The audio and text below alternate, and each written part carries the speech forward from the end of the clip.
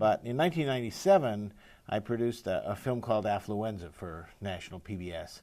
And that show was just a whole lot more popular than anything else I had ever done.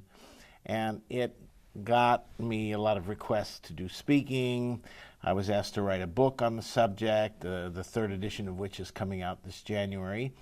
The first edition came out in 2001, so it's still holding up pretty well. Affluenza, so it sounds like a sickness. Yeah, it's a joke in a sense, because what I'm doing is combining affluence and influenza as a sort of a disease, if you will, of over-consuming. And so one of the things that the program looked at is the price we pay for our emphasis on stuff in America, on constant kind of having to grow all the time, having to produce more and more stuff.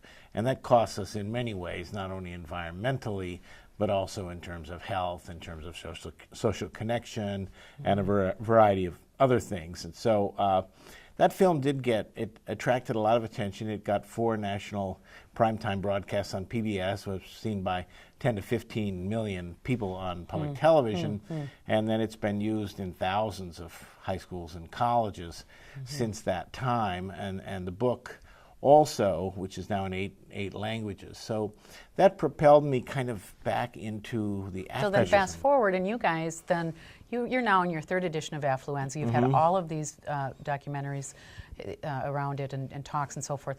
So this was predictable to you all when you wrote the first Affluenza. Well, it was predictable that people were going to have trouble. It wasn't predictable that would send the whole economy crashing down. Okay. That was not a result of people just overspending. That was a result of government policy gone awry, and it was a result of the deregulation of the banks.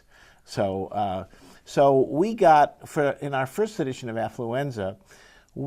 Some of the criticism, there were 2 key criticisms. Most people liked the book. It was actually a very popular book. It sold a lot, averaged 4 stars out of 5. But of the people who didn't like it, the criticisms were twofold. The first one was that there was too much silly jokes and all kinds of stuff in it, that it was kind of too much like a TV show. Got it. The second criticism was that it didn't stick with a personal critique of people spending beyond their means and stuff, but it went too much into politics and to policy. Got it. So as we wrote the third edition, we considered both of those critiques. We agreed with the first one, and the new book is a little more serious than the original ones. It may feel slightly more academic but we disagreed completely with the second one. In fact, the new book is more policy oriented because we believe that the policies are absolutely central to what happened.